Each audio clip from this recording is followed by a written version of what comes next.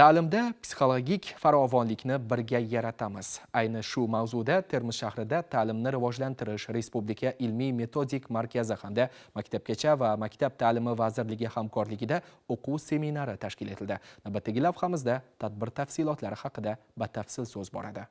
Prezidentimizning tegishli farmoni bilan tasdiqlangan O'zbekiston 2030 strategiyasida belgilangan vazifalar ijrosini ta'minlash maqsadida o'tkazilgan o'quv seminarida Surxondaryo viloyatining barcha hududlaridan maktabgacha ta'lim tashkilotlari, umumiy o'rta ta'lim maktablari hamda oliy ta'lim muassasalarida faoliyat yuritayotgan psixologlar va professor o'qituvchilar ishtirok etishdi. Ta'lim tizimida psixologik xizmat ko'rsatish samaradorligini oshirish, psixologlarning kasbiy kompetensiyalarini uzluksiz rivojlantirish va ta'lim jarayoni ishtirokchilarini psixologik qo'llab-quvvatlash tizimini takomillashtirish kabi yo'nalishlar ularning diqqat markazida bo'ldi. Shuningdek, zamonaviy psixologik yondashuvlarning ta'lim jarayonidagi o'rni, ularning nechog'lik dolzarbligi, o'quvchi, ota-ona va pedagog o'rtasida sog'lom psixologik muhitni shakllantirish va bu yo'nalishda tizimli yondashuvni yo'lga qo'yish bo'yicha fikrlar almashildi.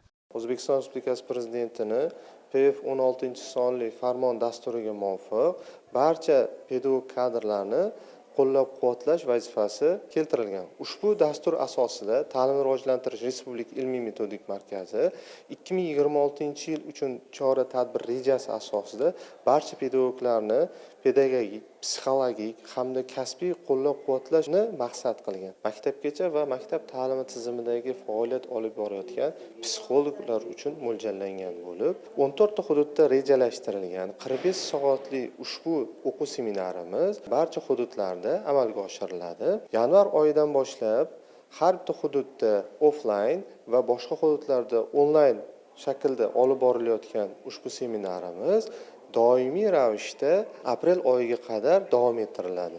Seminar davomida Nizomiy nomidagi O'zbekiston Milliy pedagogika universiteti amaliy psixologiya kafedrasi professorlari tomonidan korreksiya va korreksion metodikalar mavzusida mashg'ulotlar o'tkazildi. Jarayonda ishtirokchilarga psixologik tuzatishda qo'llaniladigan metodik yondashuvlar, ularning ahamiyati va turli yoshdagi ta'lim oluvchilar bilan ishlashda ulardan samarali foydalanish bo'yicha qimmatli tavsiyalar berildi. Stress holatlari, emotsional kasbiy so'nish holatlarini oldini olish bo'yicha metodik yordam oldik.